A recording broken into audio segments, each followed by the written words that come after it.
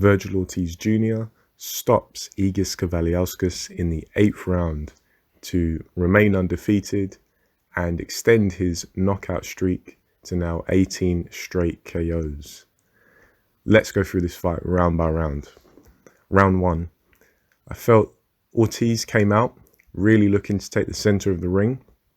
Somewhat of a quiet round, both men just trying to establish their jabs. Saw some different looks from Kavaliauskas. He was very dynamic in his guard, had his head moving, and I think that just displayed the gap in experience between the two men. But despite that, Ortiz was able to time him fairly nicely with the jab, and it was a very close round. I wouldn't be surprised if that one was even, but I think you could really give it to either man. They both had active jabs, both finding their jabs, and I think it really depends on whose jab you liked more, but for me that was an even round.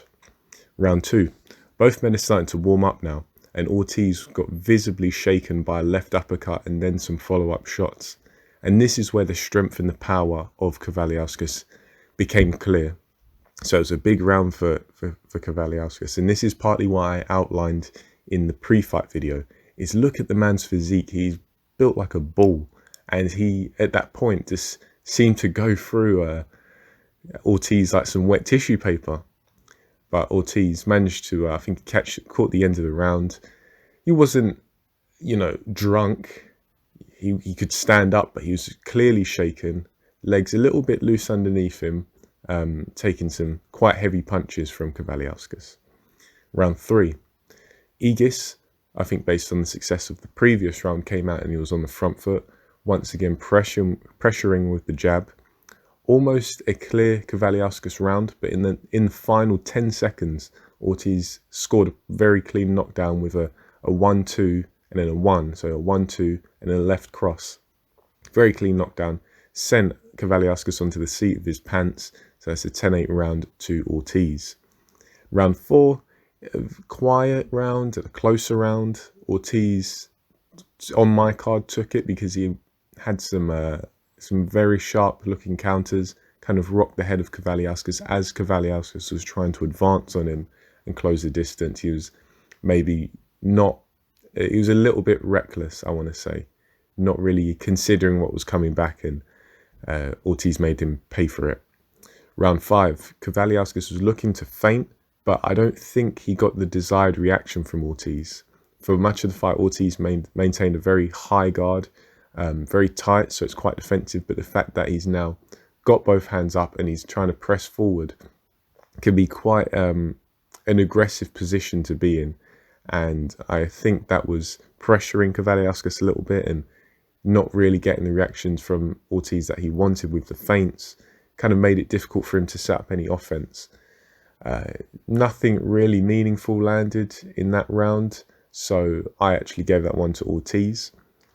Round 6, Ortiz was timed over the jab with a wicked right hand from Kavaliauskas, and he made, I don't want to say the error, but he was jabbing while stepping to his left. So he's jabbing, presenting an opening, while stepping into the trajectory of Kavaliauskas' right hand, with not enough distance between him. And this is something that many people do by habit. I've come across people and they physically can't jab without stepping to their left, and believe it or not, they pay the price, and they pay the price hard, because it's a very dangerous maneuver to make. And now, I don't want to say, because boxing is not black and white, there's a time and a place for most things in boxing, but I think you have to be able to weigh up the risk to reward ratio, and that's something that Ortiz didn't do, but I think that's something he's going to learn to do with experience. Nevertheless, he did that.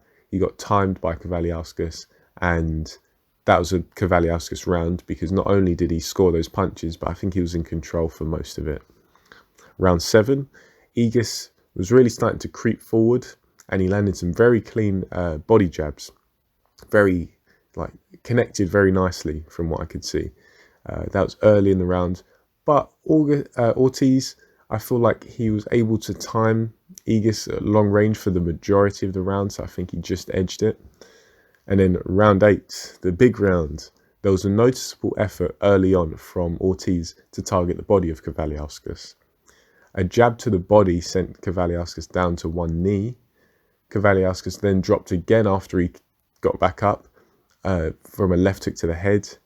And then a vicious flurry from Ortiz sent Kavaliauskas down again. And then there was a final flurry, dropped Kavaliauskas again, but the referee just had seen enough by this point and he stepped in and stopped the fight. The knockdown, I think the stoppage, it's a strange one because whenever Kavaliauskas went down, he was still there. He wasn't out of it. He was still there. He'd go down to one knee. He wouldn't be flat on his back or on his front. He'd just go down. His leg would buckle underneath him, and he'd get up, and he'd seem relatively clear-headed. But it was clear that he was kind of a deer caught in the headlights. And then whenever Ortiz would apply the pressure and start punching him, he couldn't take it anymore. I think it was a good stoppage. Maybe they could have let go on for another round, but that was 4 knockdowns in one round and the 5th knockdown in the entire fight. So I can definitely understand where the referee was coming from. Once again, Kavaliauskas just proves that he's quite the handful. Because if you look at the Terence Crawford fight as well, Crawford had to dig deep. He had to pull these shots from the ground up and really lay into Kavaliauskas just to get him to go. And Ortiz has had to do the same thing. So this is something I outlined in the pre-fight. Kavaliauskas is a tough fighter. And so the performance I've seen from Ortiz can definitely be improved. But I'm impressed. I am impressed because I would consider Kavaliauskas a step up from Maurice Hooker in certain ways. And Ortiz has still managed to come through. I think overall, Ortiz has displayed in this fight a very powerful and accurate jab. Very good powers of recovery because he was buzzed a few times by Kavaliauskas, but after a couple of seconds, he seemed like he was able to shake it off. So he's either got very good powers of recovery or he has an insane poker face. I think it is the powers of recovery. I think they are legit. And of course, once again, he continues his knockout streak, showing very good finishing instincts, albeit Kavaliauskas is maybe not the greatest fighter when he's hurt. I think he does freeze a little bit. Kavaliauskas showed the strength and the power that we expected. It really is just like a ball, and you see the control he has with his body, very strong. And I think when he sees an opportunity and he goes for it, he can really just tear through fighters. But see, the thing is, I feel like maybe his feinting can be a bit better. Maybe he's, to quote Ben Davison, non-punching activity I think it can be taken up a notch. And that's why I'm going to go over some improvements that I'd like to see from either men. When it comes to Ortiz, he has this kind of like semi-fluid style. And I think he's still developing it. But I'd like to, when I see him, I like his movements in terms of what he's trying to do. I just feel like there's a little bit of strength that's lacking, a little bit of control, a little bit of muscular strength in his movements that a more mature fighter typically has. And I feel like maybe he could, well, to be fair, I was going to say maybe he can employ a bit more of a dynamic guard, but that's what we start to see at the end of the fight in the later rounds, because he was now starting to manipulate the positioning of his hands to accommodate blocking certain shots rather than just the simple high guard that he had early in the fight. So he does seem to warm into a fight and change the looks that he's giving his opponents. So that was good. I did notice that. And maybe that's something that he's going to address when it comes to the fighter he's facing. I just think he needs a bit more strength and a bit more control. Sometimes his movements, they're clean, but they just look a bit weak almost. But I think that will probably come with time as long as they carry on drilling Ortiz's technique and really make an effort to revisit the fundamentals every now and then and just take it back to basics. Practice hard, and then build back up. Just develop that strength and control. Kavaliauskas, I think at this point, I'd like to see him maybe consider some changes in his training setup. When I was watching Kavaliauskas, I got Golovkin vibes. He's got like a similar physique, similar dimensions to Golovkin. I'm not trying to say he's as big or he's a middleweight, no, but if you look at him, he has a similar physique, a similar build to Golovkin. And I think I don't want to say he should become Golovkin 2.0, but I think he should kind of learn from Golovkin's success. And so for that reason, maybe I'd like to see Kavaliauskas have a trial with Abel Sanchez, kind of maybe improve his skills like cutting off the ring, learn some of the subtleties like Golovkin. But what I will say is Golovkin himself, as a fighter, it's not unusual for him to be overwhelmed by someone throwing a large volume of punches. And that seems to be a weakness that Kavaliauskas already has himself. So I'm thinking from an offensive point of view, Abel Sanchez can really help him. But then defensively, I don't know if Abel Sanchez could help him. I think defensively, maybe Kavaliauskas could look to go in with Lomachenko's father, Anatoly Lomachenko, possibly, but maybe someone who can just help Kavaliauskas understand the defensive side a little bit more. I don't know. I'm just kind of spitballing here, but I think maybe Kavaliauskas should explore some other trainers.